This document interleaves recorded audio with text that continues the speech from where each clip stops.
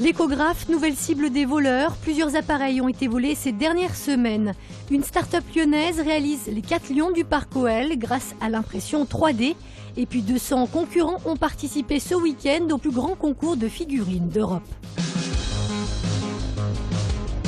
Là, c'est un échographe qui est portatif, que j'enlève tous les soirs et que je remonte tous les matins. Cette gynécologue à Écully a été obligée de se munir d'un échographe portable car elle a subi 2 vols coup sur coup en quelques jours.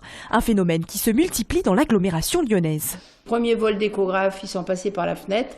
Ils ont fracturé le volet, ouvert le volet, enlevé les montants du volet qui sont partis avec. Ils m'ont tout passé à la poudre d'extincteur bleu pour enlever les traces. Ça a dû durer, je sais pas, à 3-4 heures du matin, je sais pas, un quart d'heure, 20 minutes. Et 2 jours après, ça a recommencé. Je me suis fait livrer un échographe avec des HL de Paris. Le lendemain, c'était revolé. Des appareils médicaux ciblés pour leur prix et revendus ensuite à l'étranger. Le mien, il doit faire à peu près dans les 50 000 €. Mais ils en ont volé un, je viens d'apprendre à Cours-Charlemagne, qui doit faire près de 100 000 €. Ce sont des gens qui achètent des échographes d'occasion et qui les revendent à l'étranger. Donc là, le mien, je sais que celui qui a été volé il y a 1 an et demi à peu près, il est à Alger maintenant. Une série qui rappelle celle de 2011, 13 échographes avaient été dérobés sans que les auteurs ne soient retrouvés. Étrange loi des séries, ce week-end à Lyon, les pompiers sont intervenus sur 3 incendies de parking souterrain en seulement quelques heures. Tout a commencé dans le 7e arrondissement, boulevard Eiffage, dans la nuit de samedi à dimanche. Le feu qui s'est propagé à plusieurs véhicules a même nécessité l'évacuation de l'immeuble.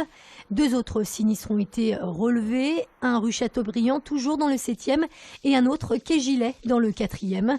Selon les premiers éléments de l'enquête, il pourrait s'agir d'un seul et même incendiaire. Une enquête est en cours. Alors là, la machine elle est en train d'imprimer un élément de la statue qui se situe juste au niveau du cou et de la crinière du lion. Ce lion, c'est le 3e gardien géant qui sera installé devant l'une des 4 entrées du Grand Stade. Fabriqué par la start-up lyonnaise Drone à partir d'une imprimante 3D, ces statues, de par leur envergure, sont de véritables exploits techniques. Elles sont même une première mondiale. J'ai fait 4,20 m de haut, donc la statue, 4 mètres de long et 2,50 m de large. Ça représente 1,5 tonne de matière, donc de matière plastique et de l'ABS chargé de fibre de verre, que je fais avec Galatea par petites pièces. Donc j'ai découpé la statue en 90 éléments et Galatea les produit les uns après les autres. Pour arriver à un tel résultat, 500 heures d'impression sont nécessaires, plus 600 heures de travail manuel pour chaque statue. Un projet fou, mais 100% local, dont la start-up est très fière. C'est un plaisir parce que pour la start-up que je porte, c'est un projet inespéré. C'était le projet que je cherchais à avoir et en plus qui se déroule à 10 km de chez moi, de l'atelier, c'est juste exceptionnel. Donc c'est en effet inespéré et donc c'est pour ça que j'y mets toute l'énergie que j'y mets. Pour l'instant, seul le lion bleu trône au parc OL. Ses congénères blancs, rouges et or devraient le rejoindre d'ici avril.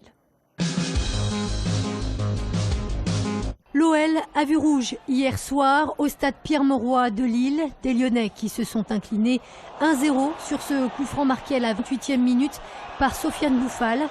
Dominés quasiment durant toute la rencontre, les hommes de Bruno Genesio ne se sont en fait jamais réellement procuré d'occasion.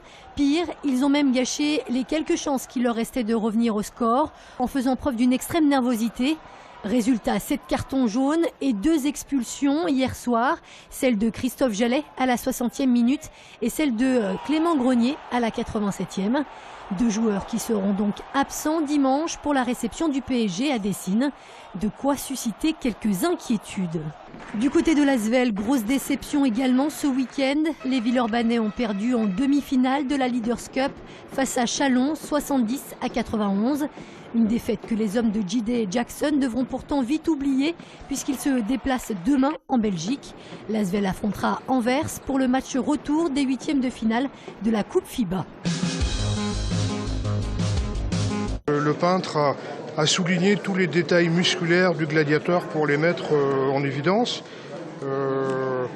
Et voyez également comment il a travaillé le sol, le terrain. Les passionnés de figurines s'étaient donné rendez-vous ce week-end à Lyon pour la 4e édition du concours international Look d'un homme. Près de 1000 pièces étaient présentées, toutes réalisées à la main. Un véritable travail d'orfèvre où le moindre petit détail peut faire la différence. Le figuriniste recherche avant tout la matité, donc il faut que la pièce elle soit le plus réaliste possible. Hein, si je vous regarde, je vous vois, votre peau est mate, elle brille pas de partout. Hein. Et donc nous sommes à la recherche au niveau des chairs de ce résultat-là.